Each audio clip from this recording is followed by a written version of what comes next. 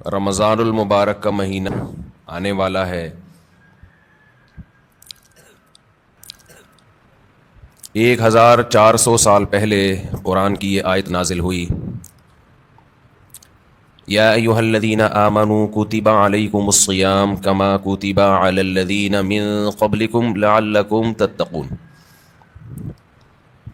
اے ایمان والو، تم پر روزے فرض کیے گئے جیسا کہ تم سے پہلی امتوں پر فرض کیے گئے تھے تاکہ تمہارے اندر تقوی پیدا ہو جائے. یہ آیت نازل ہوئی اور صحابہ کرام نے رمضان کے روزے رکھنا شروع کیے. اس کے بعد جہاں جہاں مسلمان دنیا میں جاتے گئے، نمازوں کے ساتھ ساتھ رمضان کے روزے بھی اپنے ساتھ لیتے گئے.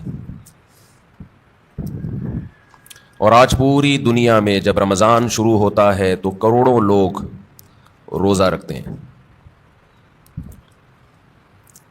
اس روزے میں جسمانی حکمتیں بھی اللہ نے رکھیں اور روحانی حکمتیں بھی اللہ تعالیٰ نے رکھیں. جسمانی حکمتیں، یہ جسم کی زکوٰۃ ہے. آپ کو اللہ تعالیٰ روزوں کی برکت سے صحت عطا کرتے ہیں، بہت ساری بیماریوں سے نجات مل جاتی ہے. اور روحانی برکتیں کیا ہیں؟ انسان کے لیے دنیا میں سب سے مرغوب چیز خوراک ہے. خواہشات کی دو قسمیں ہوتی ہیں. ایک خواہشات وہ ہوتی ہیں جن کا آپ کی باڈی سے تعلق ہے، جو باڈی کی نیڈ ہیں. ایک خواہشات وہ ہوتی ہیں جو اوپر کی خواہشات ہیں، لگژری لائف، گاڑی بنگلہ، اچھی ڈریسنگ، دیکھنے میں اچھا نظر آؤں، عزت ہو سوسائٹی میں، دولت ہو میرے پاس. یہ جو پہلی قسم کی خواہشات ہیں نا، جو آپ کی باڈی کی نیڈ ہے، یہ بہت ڈینجرس ہوتی ہیں. یہ تین قسم کی خواہشات ہیں: ایک کھانے کی خواہش، پینے کی خواہش، اور ایک جنسی خواہش جسے کہا جاتا ہے، مرد اور عورت کی ایک دوسرے کی طرف اٹریکشن. یہ تینوں قسم کی خواہشات ہماری باڈی کی ریکوائرمنٹ ہے، یہ جسم کی چاہت ہوتی ہے. یہ خواہشات پوری نہ ہو تو ہماری باڈی متاثر ہونا شروع ہو جاتی ہے. اچھا، کچھ خواہشات ہوتی تو باڈی کی ہیں، وہ نیچرل نہیں ہیں. خواہشات تو سمجھ گئے نا کتنی قسم کی ہوتی ہیں؟ دو قسم کی نا. ایک باڈی کی ریکوائرمنٹ، باڈی کی نیڈ، اور ایک باڈی کی نیڈ نہیں ہے، یعنی جسم کا تقاضا نہیں ہے، بلکہ وہ ہماری جسم سے ہٹ کے خواہشات ہوتی ہیں. جیسے لگژری لائف ہے نا، ہر آدمی چاہتا ہے میری لائف کیسی ہو، لیکن ایسا نہیں ہوتا کہ لگژری لائف کی آپ کے پیٹ کو کوئی بھوک لگ رہی ہو، وہ خواہش پوری نہیں کریں گے تو باڈی کو کوئی نقصان ہو رہا ہو. جو باڈی کی نیڈ ہے نا، جیسے کھانا پینا، یہ تو اگر نہیں کریں گے تو باڈی مسلسل تڑپتی رہے گی، مسلسل احتجاج کرتی رہے گی. اور ان خواہشات کو پورا کرنا بھی ضروری ہے. نہیں کریں گے تو بالآخر باڈی آہستہ آہستہ ڈیمیج ہونے کی طرف جائے گی اور مر جائیں گے ایک دن. آپ کو اگر گدا نہیں ملتا سونے کے لیے، اچھا، انہی باڈی کی خواہشات میں ایک نیند بھی ہے. ہم 4 قسم کی خواہشات شامل کر لیتے ہیں. نیند ہے، کھانا پینا، اور جس کو جنسی خواہش کہتے ہیں. یہ اتنی ڈینجرس ہوتی ہیں. جیسے نیند کی خواہش کو آپ دیکھ لو. اب گدے پہ سونا یہ باڈی کی نیڈ نہیں ہے، یہ کیا ہے؟ ایک لگژری لائف انسان گزارنا چاہتا ہے، اس کا تقاضا ہے کہ میرا گھر اچھا ہو، ایئر کنڈیشن روم ہو، اور ٹائلیں لگی ہوئی ہوں، اور فانوس لگے ہوئے ہوں. لیکن جب آپ کو نیند آئے گی تو جو گدے پہ سونے کے عادی ہیں ان کو فرش میں نیند نہیں آئے گی. لیکن چونکہ نیند آپ کی باڈی کی نیڈ ہے، ایک وقت آئے گا کہ باڈی کہے گی میں نے سونا ہے، سونا ہے، سونا ہے، سونا ہے. آپ کہیں گے میرے پاس سونے کے لیے گدا نہیں ہے، نہیں سو سکتا، نہیں سو سکتا، نہیں سو سکتا. بالآخر پھڈا ہوتے ہوتے جو باڈی کی نیڈ ہے نا، وہ غالب آ جائے گی. لگژری جو آپ کی ایک چاہت ہے، اس پہ باڈی غالب آ جائے گی آپ کی، اور آپ کانٹوں پہ بھی سو جاؤ گے. جس کو نیند نہ آتی ہو نا، اس کو جاگنے دو. بول تو نہیں سوئے گا، دیکھو اس کا باپ بھی سوئے گا پھر. کیونکہ یہ خواہشات دماغ پر مسلط ہو جاتی ہیں، کیونکہ ضرورت ہے، نہیں تو مرے گا. نہیں سوئے گا تو کیا ہوگا؟ ایک ہفتہ کھائے پیے بغیر انسان زندہ رہ سکتا ہے، میڈیکل سائنس کہتی ہے. 1 ہفتہ سوئے بغیر زندہ نہیں رہ سکتا. اس لیے یہ اللہ مسلط کر دیتے ہیں کہ تیرا باپ بھی سوئے گا. تبھی آپ نے دیکھا ہوگا ڈرائیونگ کے دوران ڈرائیور سو جاتا ہے. حالانکہ اس کا سونے کا بالکل موڈ نہیں ہوتا, اور ایسا سوتا ہے کہ اپنے ساتھ سارے پیسنجر کو بھی ہمیشہ کے لیے سلا دیتا ہے. تو یہ چیزیں اللہ نے مسلط کی, بھائی یہ تمہاری خواہش میں نہیں ہے. ورنہ بڑے لوگ کہتے ہیں ہمارے پاس ٹائم نہیں ہے, اگلے مہینے ہم سوئیں گے, اس دفعہ ہمیں آفس کا بزنس کا کام ہے بہت. تو یہ جو جسمانی خواہشات ہیں نا, جسمانی خواہشات, ان سے ہاتھ کھینچنا آسان کام نہیں ہے, کیونکہ باڈی کو ضرورت ہے, تو باڈی ہماری مسلسل ڈسٹرب ہوتی رہتی ہے. اب آپ کو جب بھوک لگ رہی ہے تو باڈی کیا کہے گی, روٹی دو, کھانا دو, کہے گی نا, خوراک چاہیے. تو کیا یہ 2-3 دفعہ کہنے کے بعد چپ ہو جائے گی کہ بھائی یہ تو کھلا نہیں رہا, تو چلو اب کوئی اور کام کرو؟ نہیں ہوگی. یہ کیا کہے گی, روٹی کھانا, روٹی کھانا, چاول, سموسے. کسی کو بھی دیکھے گا نا کھاتا ہوا, مسلسل یہ ٹینشن ہے, اور کسی بھی کام میں اس کا دل نہیں لگے گا جب تک کہ چند نوالے نہ کھا لے. پیاس بھی ایسی چیز ہے, جب آپ کو پانی کی خواہش ہوتی ہے تو باڈی مسلسل پانی مانگتی رہتی ہے, آپ کا دل ہی نہیں لگے گا کسی کام میں, دل جمعی سے کام نہیں کر پاؤ گے آپ, مسلسل پانی پانی باڈی کو ضرورت ہے. اور یاد رکھو جب ضرورت ہو باڈی خود بتاتی ہے, اس کے لیے ڈاکٹروں سے مشورہ نہیں لیا کرو کہ میں کتنے گلاس پانی پیا کروں. یہ چیزیں اللہ نے انسان کی باڈی میں انسٹال کر دی ہیں, اس میں میڈیکل سائنس کو زیادہ فری مت کرایا کرو. کھا بھی لیں پی بھی رہے ہیں, ڈاکٹر صاحب سے پوچھیں کتنے گلاس پیوں, جتنے کی چاہت ہے وہ باڈی خود بتا دے گی. ہاں اگر باڈی صحت مند ہے اور کوئی الٹے سیدھے کام نہیں کر رہے. بعض دفعہ آپ کوئی الٹا کام کر رہے ہوتے ہو جس سے پھر باڈی دھوکہ دیتی ہے, جیسے جو لوگ چائے زیادہ پی رہے ہیں, کافی, تو کیفین کیا کرتی ہے کہ پیاس کا احساس ختم کر دیتی ہے, پیاس بجھا دیتی ہے, اور باڈی سے پانی پیشاب بنا کے نکال دیتی ہے. ایک طرف پانی کی کمی ہو رہی ہے, دوسری طرف اس کمی کی کو پورا کرنے کے لیے باڈی کو جو احتجاج کرنا چاہیے باڈی وہ احتجاج نہیں کر رہی, تو پھر پانی کا پھر مشورہ ڈاکٹر صاحب سے لینا پڑے گا.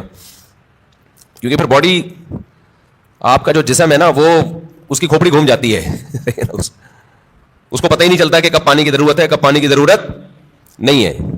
تو نیچرل لائف جس کی ہوگی اس کی باڈی بتاتی رہے گی کتنا پانی چاہیے. جیسے کولڈ ڈرنک پینے سے پیاس بجھ جاتی ہے نا, تو پیاس تو وقتی بجھتی ہے لیکن پانی کی جتنی کمی پوری ہونی چاہیے وہ ہوتی نہیں ہے. تو یہ میں جو اصول بتاتا ہوں یہ ان لوگوں کے جو تمیز سے زندگی گزار رہے ہیں. ایسا نہیں سارا دن چائے کے کپ پھونکتے رہتے ہیں, کافی سارا دن پیتے رہتے ہیں.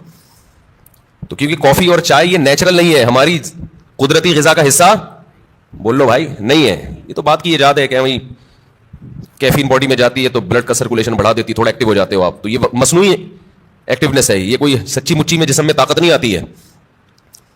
سمجھتے نہیں, جیسے ایک ہوتی ہے کیفین, ایک ہوتی ہے نکوٹین. نکوٹین سگریٹ میں نا اور گٹکے میں, تمباکو میں, وہ ذرا اوپر کی چیز ہے, کیفین تھوڑی نیچے کی چیز ہے. تو فلسفہ دونوں کا سیم ہی ہے. وہ ذرا زیادہ ڈینجرس ہے نکوٹین ہے, تمباکو اور سگریٹ وہ بھی وہی کام کرتی ہے.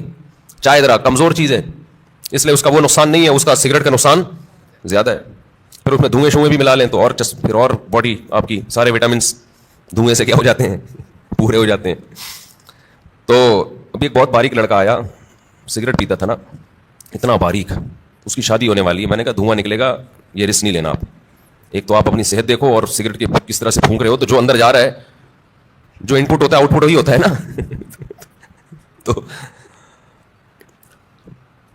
تو یہ جو ہے نا, یہ جو باڈی کی ریکوائرمنٹ نشہ ہے, نشہ یہ بن جاتا ہے, یہ اللہ نے بنایا نہیں ہے. یہ اس سے بھی زیادہ خطرناک ہے روٹی پانی سے, یعنی اس کو برداشت کرنا بہت ہی مشکل ہے. اللہ میاں نے تو آپ کو وہ چیزوں کی چاہتیں رکھی تھیں جو جس کی آپ کی باڈی کو ضرورت ہے. روٹی کی ضرورت رکھی, پانی کی چاہت رکھی اللہ تعالیٰ نے, اور جو اللہ نے خواہشات رکھی ہیں جو نیچرل ہیں. ہم نے کیا کیا, سگریٹ پی پی کے, دن میں 5-5 6-6 کپ کافیوں کے پی پی کے, اور پان گٹکے کھا کھا کے ہم نے اس سیٹنگ کو کیا کر دیا, خراب. اب آپ گٹکے اور پان والوں کو دیکھ لو, سگریٹ والوں کو دیکھ لو, افطاری میں لوگ کھجوروں کی طرف لپکتے ہیں, وہ کہاں لپکتے ہیں, سگریٹ کی طرف. وہ تو کھجور ایک سنت پوری کرنے کے لیے کھا لیتے ہیں, اس کے بعد پھر سٹے لگا رہے ہوتے ہیں. بٹ کتنی بڑی نحوست ہے یار, ہے یا نہیں ہے؟ کیسا اپنے ہاتھوں سے اپنے آپ کو برباد کر رہے ہو. اللہ کا کتنا بڑا فضل ہے, ہمارے ماں باپ نے ہمیں سگریٹ پان گٹکے سے ہمیشہ بچایا. ہمارے ماں باپ کا بہت بڑا احسان ہے. اللہ ان کی قبروں کو نور سے بھر دے, ان کی پر اللہ بہت رحمت نازل کرے. بڑا کردار ہوتا ہے والدین کا اس میں. بالکل بچوں کو قریب نہ جانے دو. ہم تو ایک دفعہ, مجھے یاد ہے میں نے ایک دفعہ سگریٹ پی تھی چھپ کے, وہ بھی ایسے کہ ہمارے ایک رشتے کے تایا لگتے تھے, وہ پیتے تھے, رشتے کے تایا, دور کے تایا. انہوں نے پھینکی تو ہمیں شوق تھا تھوڑی تحقیقات کا کہ یار یہ کیا ہے اس میں, اتنا شوق سے یہ صبح شام سٹے لگاتے ہیں. تو انہوں نے پھینکی تو میں نے اٹھا لی. تو اٹھا کے میں نے کہا ذرا چک کے دیکھو نا, تو ایک کش لگایا ہے, وہ اتنی کھانسی ہوئی ہے کہ اللہ کا بڑا فضل. اور شکر ہے دیکھا نہیں کسی نے, ورنہ طبیعت سے کٹتے. طبیعت سے کیا ہوتا, کوئی گھر میں دیکھ لیتا تو کٹ جاتے طبیعت سے. تو جو بات ہے میں اس کی طرف آتا ہوں. تو جو سگریٹ ہے اور یہ سب چیزیں تو انسان خود عادی بنا لیتا ہے نا, تو یہ میرا آج کا ٹاپک نہیں ہے. یہ تو اپنے ہاتھوں اپنے آپ کو آپ جہنم کی آگ میں ڈال رہے ہو, ایک عذاب میں ڈال دیا آپ نے اپنے آپ کو. اچھا ایک بات خوب سمجھ لو, بات چل نکلی ہے. یہ جو سگریٹ والے, گٹکے والے, اور بہت زیادہ جو کافی پیتے ہیں, چائے پیتے ہیں, بہت زیادہ کیفین کی لت پڑ گئی ہے ان کو, یہ لوگ اکثر ایک بات یہ کہتے ہیں کہ اس سے ذہن فریش ہو جاتا ہے. یہ خوب سمجھ لو, کوئی بھی نشے کی چیز, نشے سے میری مراد یہ نہیں ہے جو شراب کا نشہ ہوتا ہے, نشے سے مراد جس کی بھی لت پڑ جائے. تو جو کیفین ہے, کافی, یہ جو نیکوٹین ہے, ان میں یہ ذہن میں رکھو کہ جتنی کوانٹٹی آپ لے رہے ہو نا فریش ہونے کے لیے, تھوڑے دن میں اس کے عادی ہو جاتے ہو, سمجھتے ہو, پھر آپ کو اس کی مقدار بڑھانی پڑتی ہے. جبکہ روٹی اور پانی میں ایسا نہیں ہے. جتنی روٹی سے پیٹ بھر رہا ہے نا, اگر خام خام میں زبردستی زیادہ ٹھوس ٹھوس کی عادت نہیں بناؤ گے تو مزید کی عادت نہیں پڑتی, بلکہ کم کی عادت پلاؤ گے تو کم, زیادہ پلاؤ گے تو زیادہ. جبکہ یہ جتنی چیزیں جو نیچرل نہیں ہے, جو ہماری باڈی کی نیڈ نہیں ہے, ان کو جب آپ لوگے تو جتنے کپ میں آج فریش ہو رہے ہو نا, کل اس سے تعداد بڑھانی پڑے گی. شرابی کو دیکھ لو نا, شروع میں ایک گھونٹ میں بیٹھ جاتا ہے اور بڑا مزہ آتا ہے اس کو, اس کے بعد پورے کریٹ کے کریٹ پی جاتا ہے, لیکن اس کو وہ نشہ نہیں آتا جو پہلے دن ایک گھونٹ میں آیا تھا اس کو. تو یہ خود ایک عذاب ہے کہ آپ سمجھ رہے ہو فریش ہو رہا ہوں, بھائی آپ فریش نہیں ہو رہے, اس سے آپ کا دماغ تازہ نہیں ہو رہا, دماغ کو اس کی عادت پڑ رہی ہے, اب اس کو مزید چاہیے. تو بالآخر ایک نہ ایک وقت جا کے بریک لگانی پڑتی ہے آپ کو. تو پہلے ہی نہیں لگا لو, اچھا ہے, کیا خیال ہے, شروع میں ہی چھوڑ دو ان چیزوں کو یار. تو یہ جو ہماری باڈی کی نیڈ ہے نا, کھانا پینا اور یہ جو خواہشات ہیں, جو یہ ان کا برداشت کرنا یہ بہت مشکل ہے. اور رمضان میں اللہ انہی 3 چیزوں پہ پابندی لگا دیتے ہیں. ویسے تو 4 چیزیں ہیں نا جو بہت زیادہ انسان کو, جس کی خواہش, سونا اور جنسی خواہشات اور کھانا اور پینا, تو ان میں سے 3 اللہ تعالیٰ روزے کی حالت میں کیا کر دیتے ہیں, پابندی لگا دیتے. کھانا پینا اور جنسی خواہش آپ پوری نہیں کر سکتے. سونے پر اللہ پابندی نہیں لگاتے, یہ اللہ کی رحمت ہے. اللہ چاہتے تو رمضان میں سونے پر بھی پابندی لگا دیتے, لیکن ما جعل علیکم فی الدین من حرج, قرآن کہتا ہے ہم نے دین میں تنگی نہیں رکھی. ایسا دین بنایا جو ہر دور میں ہر انسان کے لیے سوٹیبل ہو, اس کے لیے اس پر عمل کرنا ممکن. نیند کا سیٹ اپ, اس میں زیادہ پریشانی ہو جاتی اور عین ممکن ہے صحت کو نقصان ہونا بھی شروع ہو جاتا. تو رمضان کا مقصد لوگوں کی صحتوں کو نقصان پہنچانا نہیں ہے, لوگوں میں خواہشات پہ کنٹرول کرنے کا جذبہ پیدا کرنا ہے. اور ویسے بھی حکمت کی بات کیا ہے کہ اللہ اگر نیند پہ پابندی لگا دیتے نا, نیند پہ, تو کیا ہوتا, لوگ مغرب کے بعد سوتے وہ فجر میں اٹھتے, کیا خیال ہے, تو نیند ڈبل کر رہے ہوتے, اس کا کوئی فائدہ نہیں تھا. یعنی نیند ایسی چیز ہے نا, جب آپ پہ مسلط ہوتی ہے تو آپ کے لیے اس کو روکنا ممکن نہیں رہتا. اب دن کے ٹائم میں نیند آتی, آپ لازماً آنکھ لگ رہی ہوتی ہے آپ کی, کہیں بھی بیٹھے ہوتے آنکھ لگ جاتی ہے آپ کی. یا پھر لوگ کیا کرتے, اتنی لمبی لمبی راتوں کو نیند لے لیتے, تو جو مقصد ہے وہ حاصل نہیں ہوتا. کھانے میں بھی ایسا ہی کرتے ہیں لوگ. بھائی انہوں نے کہا کہ بھائی صبح صادق سے لے کے مغرب تک کھانے پر پابندی ہے, تو مغرب سے کھانا شروع کرو, سحری تک نان اسٹاپ, اور کھاتے ہیں. الحمدللہ پاکستانی قوم غربت مہنگائی میں بھی دبا کے پھوڑنا پھاڑنا لگا ہوا ہے. لیکن آپ جتنی بھی اسپیڈ سے جتنا بھی کھا لیں, اس کے بعد بھی بہرحال چند گھنٹوں کے بعد آپ کا معدہ خالی ہوتا ہے. تو یہ صبح صادق سے لے کے غروب آفتاب تک اتنا ٹائم ہوتا ہے کہ نان اسٹاپ آپ ساری رات بھی پھوڑتے پھاڑتے رہیں, پھر بھی 5-6 گھنٹے بعد, سحری کے 6, 7, 8, 10 گھنٹے بعد معدہ کیا ہو جائے گا, خالی, اور وہ ٹینشن ہوگی. نہیں یاری بات سمجھو میرا خیال. تو اللہ میاں نے ہم سے نا یہ قربانی دلوائی ہے رمضان میں کہ تھوڑا منہ کو کیا کرو, کنٹرول. سب سے بڑا مسئلہ ہم نے علماء سے سنا ہے کہ جس آدمی کا اپنے منہ پہ کنٹرول نہیں ہے, باقی کسی خواہش پہ وہ کنٹرول نہیں کر سکتا. اور یہ بالکل درست بات ہے. دیکھو دنیا میں 2 قسم کے فلسفے ہیں, اس پر تو غیر مسلم اور مسلم سب کا اتفاق ہے کہ انسانیت کو کامیابی کی طرف لے جانا چاہیے, ہے یا نہیں؟ بھائی امریکہ بھی یہی بات کرتا ہے, انسان کو کس طرف لے کے جاؤ, کامیابی. جاپان والے بھی کہتے ہیں بھائی ایک سکسیسفل نیشن بننا چاہیے ہمیں, کامیاب بننا چاہیے ہمیں, اور اسلام بھی یہی کہتا ہے. لیکن غیر مسلموں کے ہاں کامیابی نام ہے خواہشات کے پورا ہونے کا. آپ کی تمام خواہشات پوری ہو رہی ہیں تو آپ ایک کامیاب انسان ہیں. سمجھتے ہو کہ نہیں سمجھتے ہو؟ اگر آپ کی ہر خواہش پوری ہو رہی ہے تو آپ کیا ہیں, کامیاب. لیکن اسلام کیا کرتا ہے, آپ کی جگہ جگہ خواہشات پہ پابندیاں لگا رہا ہوتا ہے. جگہ جگہ آپ کی خواہشات پہ کیا لگاتا ہے, پابندیاں, یہ نہیں کرنا, یہ نہیں کرنا, یہ لیگل ہے, یہ لیگل ہے, بہت ساری اور بڑی خطرناک قسم کی پابندیاں بھی لگا دیتا ہے اسلام, جس کا غیر مسلم تصور ہی نہیں کر سکتے کہ ان سے بچے ہم. آپ اپنی مرضی سے سو سکتے ہو اسلام میں, عشاء سے پہلے سو سکتے ہو, بولو نا, یوں یوں یوں کر دیا کرو, تھوڑا پتہ تو چلے. نہیں سو سکتے. فجر سے پہلے اٹھنا ضروری ہے یا نہیں ہے؟ اب ایک آدمی کہہ رہا ہے یار میں سو رہا ہوں لمبا, بس 11 بجے اٹھوں گا. نہیں بھائی, آپ کو اسلام پابندی لگائے گا کہ آپ کو اپنی مرضی سے سونے کی اجازت نہیں, اٹھنا پڑے گا.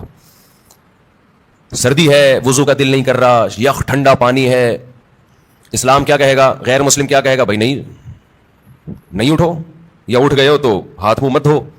لیکن اسلام آپ پہ پابندی لگائے گا, آپ کو ہاتھ منہ دھونے پڑیں گے, چاہے ٹھنڈ لگے یا نہ لگے.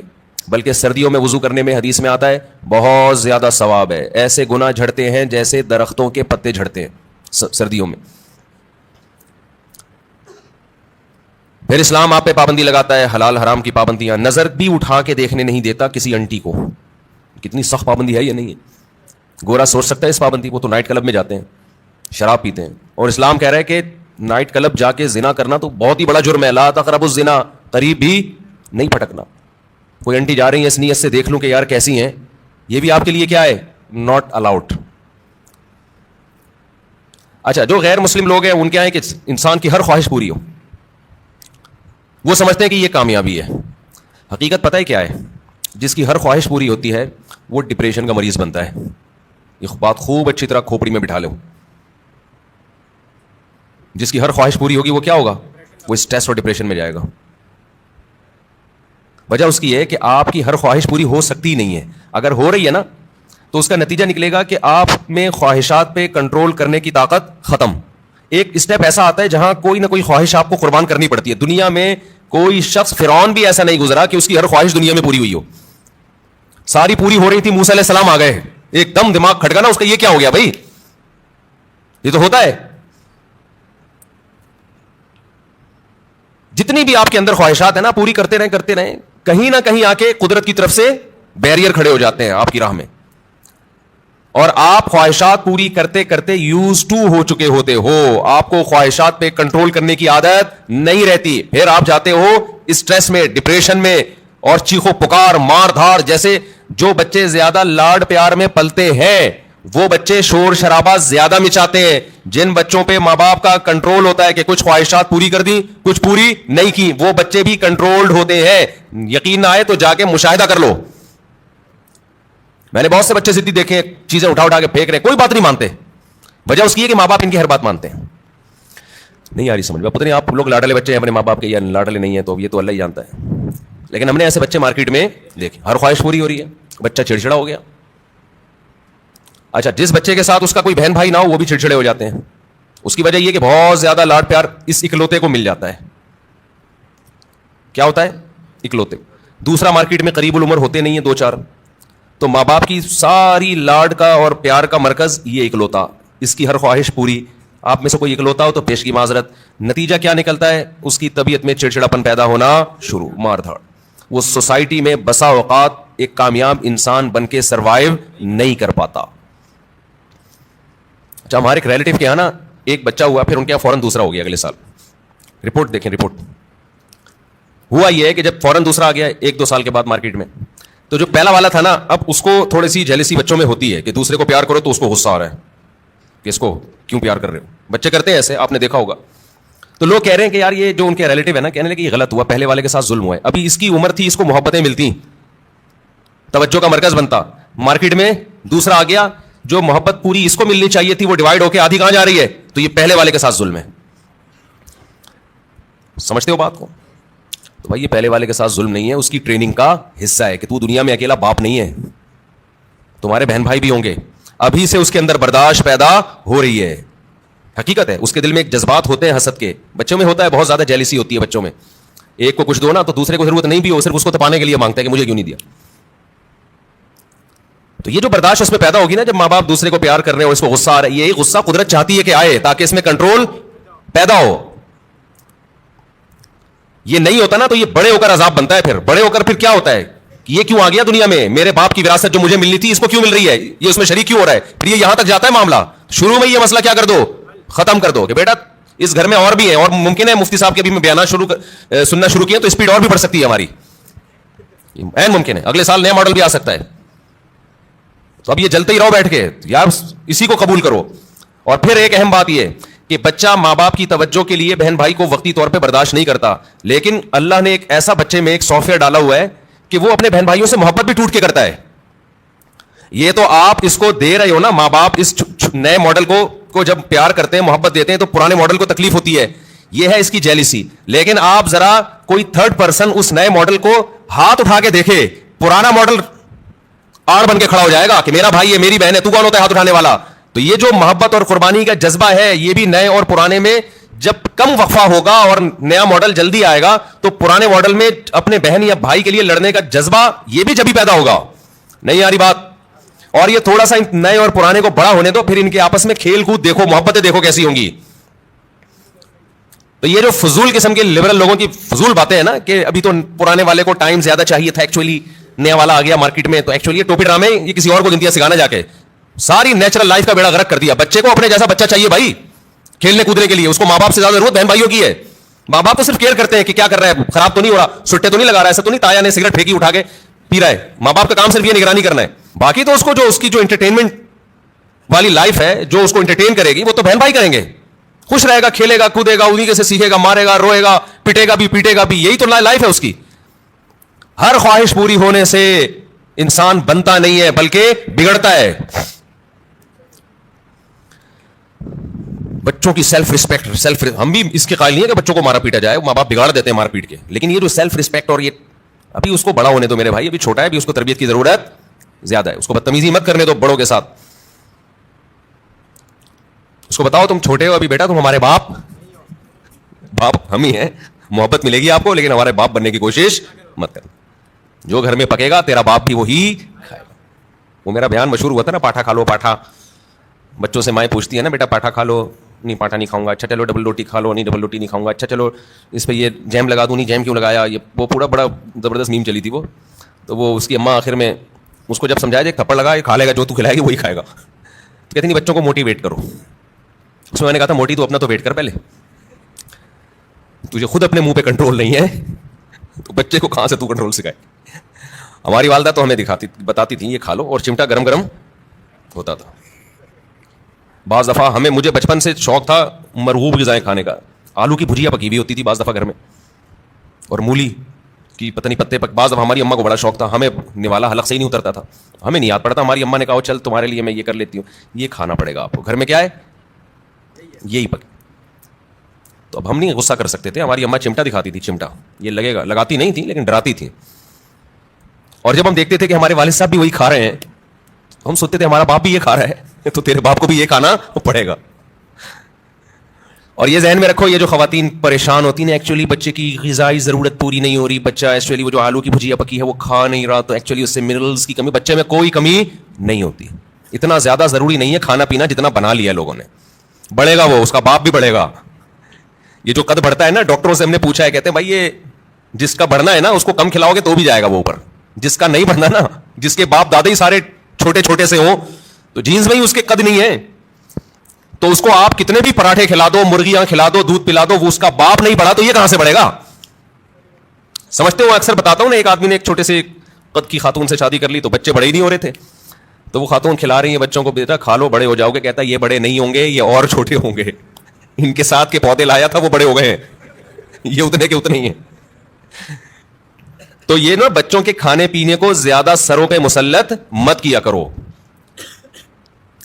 کچھ نہیں ہوتا. اچھا کھلاؤ, بھلے تھوڑا کھائیں, آج تھوڑا کھائیں گے بھوکے رہیں گے, اگلے ٹائم پہ خود ہی چھین چھین کے کھائے گا پھر وہ.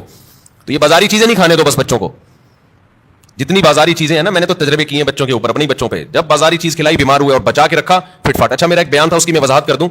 میرا ایک بیان تھا, اس میں نے یہ بتایا کہ میں نے اپنے 2 بچوں پہ 6 مہینے تجربہ کیا ہے. 6 مہینے تک میں نے ان کو بازار کی کوئی چیز نہیں کھانے دی. گھر میں دیسی گھی پہ روٹی چینی, دیسی گھی اور روٹی کھلاتا تھا, اور دودھ اور انڈا. 6 مہینے انہوں نے گزارے. میرا خیال ہے 3 یا 4 سال کی ایج تھی ان کی, ایک کی 4 سال ہوگی, ایک کی 3 سال ہوگی, ایک کی 4.5 سال ہوگی. اس طرح سے پوری سردیاں آ کے گزری ہیں, ایک چھینک بھی نہیں آئی, ورنہ سردیاں آتے ہی بچے بیمار ہونا شروع ہو جاتے ہیں نا. صرف کیا کھلایا ہے, دودھ, دیسی گھی, روٹی, چینی, اور ہاف بوائل انڈا بہترین تھے. اچھا جیسے ہی 6 مہینے گزرے ہیں, یعنی سردیاں آ کے بھی گزر گئی ہیں, ایک دن ہلکی سی کھانسی ہلکی سی ہوئی ہے تو یہ بنفشہ شہتوت گرم پانی میں ڈال کے 1 چمچ پلا دیا ان کو, وہ اس کے بعد وہ بھی نہیں ہوئی رات کو سونے سے پہلے نا. بہترین 6 مہینے گزارے انہوں نے, کوئی بیماری نہیں, کوئی چھینک نہیں, کچھ بھی نہیں. 6 مہینے کے بعد کیا ہوا ہے کہ کوئی ریلیٹو آئے, انہوں نے بسکٹ کھلا دیے اور اسی کے بعد طبیعت خراب ہو گئی.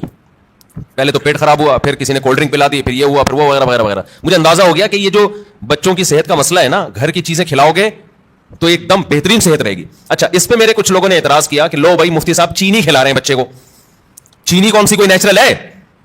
نہیں یاری بات سمجھ میں, یعنی ہم چینی کھلائیں, چینی تو خود نقصان دہ ہے. تو یاد رکھیں میں نے کبھی نہیں کہا کہ چینی بہت فائدہ مند چیز ہے. میرا مقصد یہ ہے کہ ایک نقصان دہ چیز ہم نے کھلائی پھر بھی نقصان نہیں ہوا, باقی بھی نقصان دہ چیزوں سے بچا لیا. ورنہ بہتر تو یہ کہ چینی نہ کھلائیں آپ. چینی کون سی کوئی آب زمزم تو دھلی ہوئی مخلوق ہے؟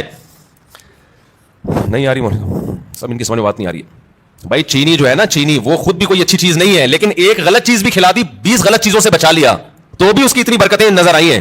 تو اگر آپ اس سے بھی بچا لیں تو نور النارو شہد کھلا دیں, گڑ کھلا دیں. سمجھتا ہے کہ نہیں سمجھتے ہو؟ تو بچوں کی لیکن کنٹرول کرنا پڑتا ہے بچے کو, بڑا اور زیادہ عرصہ نہیں, تھوڑے دن تک کنٹرول کرو گے تو پھر وہ عادی ہو جائے گا. تو میں یہ عرض کر رہا تھا کہ دنیا میں 2 نظریات ہیں. ایک یہ کہ انسان کی ہر خواہش پوری کی جائے تو اس سے وہ کامیاب ہوتا ہے, لیکن اسلام کیا کرتا ہے, جگہ جگہ خواہشات میں رکاوٹیں ڈالتا ہے. تو خوب سمجھ لیں, جس کی ہر خواہش پوری ہوتی ہے وہ کامیاب نہیں ہوتا, بلکہ وہ اسٹریس اور ڈپریشن کی طرف جاتا ہے. بالکل اس کی مثال ایسے ہے جیسے آپ جسم پہ جب ویٹ اٹھاتے ہو, جسم میں اپنی خواہش کے خلاف حرکت کرتے ہو تو جسم بیمار ہونے کے بجائے صحت مند ہوتا ہے. اور آپ جسم کی اپنی خواہشات پر عمل کرنا شروع کر دو, جسم چاہتا ہے بیٹھا رہوں نہ اٹھوں, آپ بیٹھے رہو نہ اٹھو. جسم چاہتا ہے دوڑوں نہیں, صرف چلوں, آپ نہ دوڑو چلو. پھر جسم چاہتا ہے چلو بھی نہیں, بیٹھے ہی رہو, سوتے ہی رہو.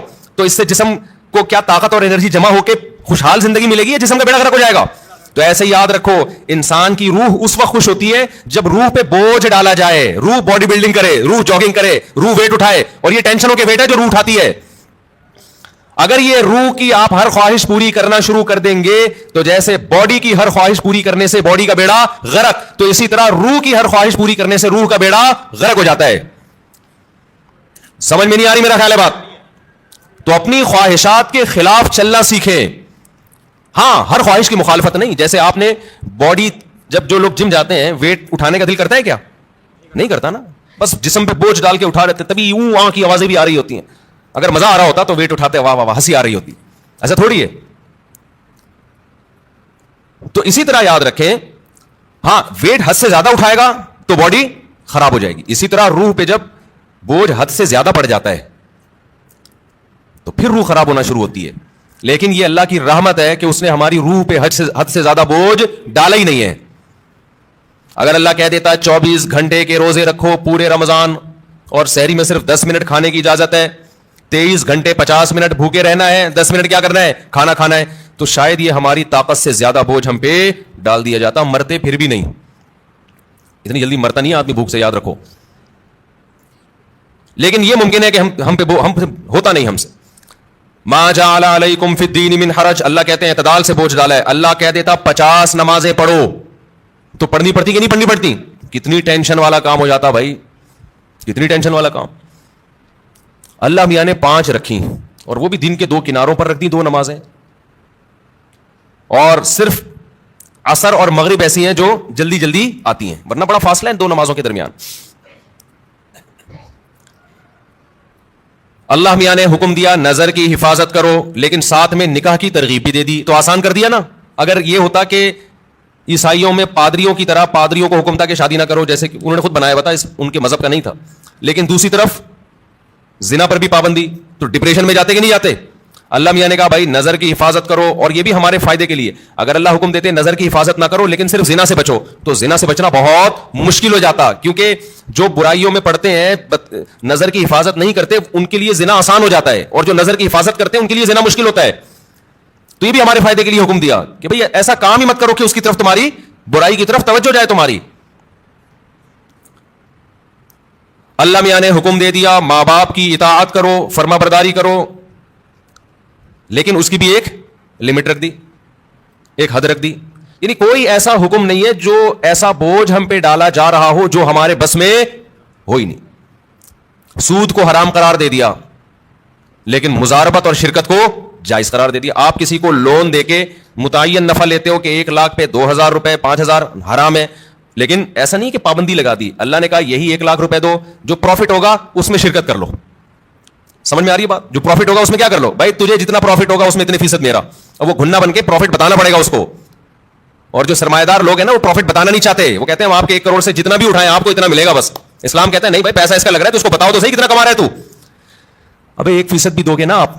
دیکھو آپ نے زید کو 1 کروڑ روپے دیے, زید کو کہا تو 1 کروڑ سے جتنا بھی کمائے گا نا بے شک مجھے 1% دے دے, لیکن پرسنٹیج ہونی چاہیے 1%. اس کا فائدہ کیا ہوگا؟ وہ 1 کروڑ پہ آپ کو 1 لاکھ دے گا نا, آپ کو فوراً پتہ چل جائے گا وہ کم بخت 99 لاکھ کما رہا ہے. سمجھ میں آ رہی ہے بات؟ سود خور یہ وہ اپنا پروفٹ بتانا نہیں چاہتا. 1% بھی دے گا نا آپ کو یہ تو پتا چل جائے گا نا جب 1% 1 لاکھ ہے تو اس کا مطلب باقی 99 کتنا ہے؟ وہ 99 لاکھ ہے. اس کا مطلب یہ گنا میرے 1 کروڑ سے 99 لاکھ کما رہا ہے اور مجھے کتنا دے رہا ہے؟ 1 لاکھ. لیکن اگر سودی نظام ہوگا, آپ نے زید کو 1 کروڑ روپے دیے, آپ نے کہا مجھے ہر مہینے 1 لاکھ دے دینا, تو کتنا کما رہا ہے مجھے اس سے غرض نہیں ہے, وہ 1 لاکھ روپے لا کے دے گا, آپ گلے ملیں گے, شکریہ ادا کریں گے, کتنا نیک آدمی مجھے 1 لاکھ روپے دے رہا ہے, اور وہ بھی روتے ہوئے دے گا یار کاروبار کا تو بیڑا ہی غرق ہو گیا, لیکن میں تجھ سے وعدہ کیا 1 لاکھ لے لے. آپ کا دل چاہے گا اس غریب کو 2 کروڑ اور دے دوں میں, الو بناتا رہے گا آپ کو.